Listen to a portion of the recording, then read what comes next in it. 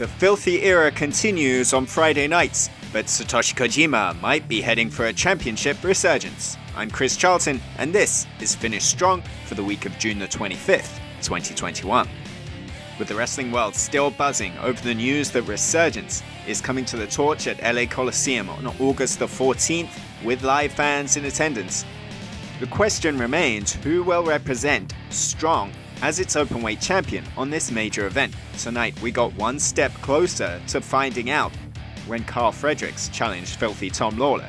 But the night started with tag team action as the DKC and Kevin Knight took on Fred Yehai and Wheeler Yuta. Last week, 8 teams were announced in the huge tag team tournament that is Tag Team Turbulence, starting July 16th on njpw Strong. The recently debuted Yehai and Yuta wanted to prove why they are one of the top seeds in this tournament, but Kevin Knight and the DKC were just as eager to show that they aren't complete underdogs, and were intense in the opening minutes. Yet Yehai was quick to show just how dangerous he could be, as he almost rolled into the Koji clutch before landing an exploder to the DKC before he and Wheeler Yuta took over on Knight. Knight couldn't get to the LA Dojo corner until a gorgeous dropkick got DKC in, who did all he could to try and trap Yehai. LA Dojo double teams did make their mark on Yehai, and then Kevin Knight almost trapped Yuta in a series of pins, but a missed splash and then a crucifix got Yehai and Yuta the W to kick us off this week. Next, singles action saw Clark Connors face Rocky Romero. These two were involved in a wild brawl after the match 2 weeks ago on Strong, as the Wild Rhino wanted to prove himself against veteran Romero. That was the theme in the early going, as Clark repeatedly proved to Rocky that he wasn't a young lion to be schooled anymore, coming up with the upper hand on the mat before showing impressive speed to boot. Connors then even offered his leg to Rocky in receipt of very stiff kicks before the match began to grow more intense. A big tackle scored for Connors, as well as a snap suplex, while the recent dojo graduate escaped Rocky's rewind kick. Connors was in full control, but he went for the pounce too early, Rocky evading and scoring with a lariat. Rocky cut off his spear as well and kept up the offense with a swinging DDT for 2 before starting that signature work on the left arm. Romero took over Connors and landed a knee off the apron before catching his opponent in a cross arm breaker inside the ring that drove him to the ropes.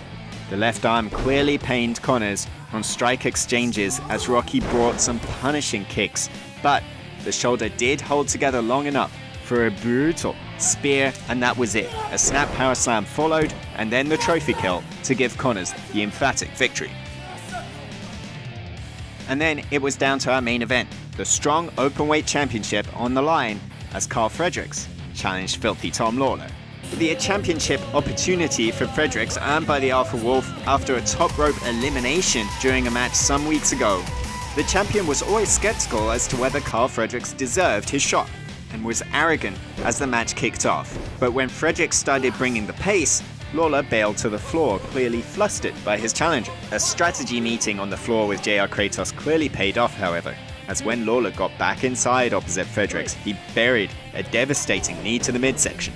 And then when Fredericks fired back, he was elevated in a major way and sent crashing all the way to the floor over the top rope. Outside the ring, the challenger was sent over the guardrail and the champion wanted the 20 count from referee Jeremy Marcus, instead having to pile on the pressure as his challenger got inside at 16. Cinching in a cravat, Lawlor buried the knees into Fredericks, who blocked a PK but couldn't follow up with a spinebuster counted into a front choke. As the challenger was in big trouble, Fredericks tried to summon up a corner dropkick but was stopped instead with a flying forearm. An overhead kick though did give Karl some distance, enough for a splash and that signature Shibata-esque dropkick, before a spinebuster into an STF. Lawlor countered the hold into a crossface but did not see the MD coming, a move that surely would have meant a new Strong Openweight champion were it not for the fact that Lawlor made the bottom ropes. Fredericks wanted another one off the top rope, but instead got DDT'd out of the corner and then caught with a massive PK for the win. Tom Lawlor making his second defense of the Strong Openweight Championship. Yet the champion wanted to add insult to injury after the match, leading to this. A mock show of respect that was turned into a sickening beatdown, stopped by Satoshi Kojima.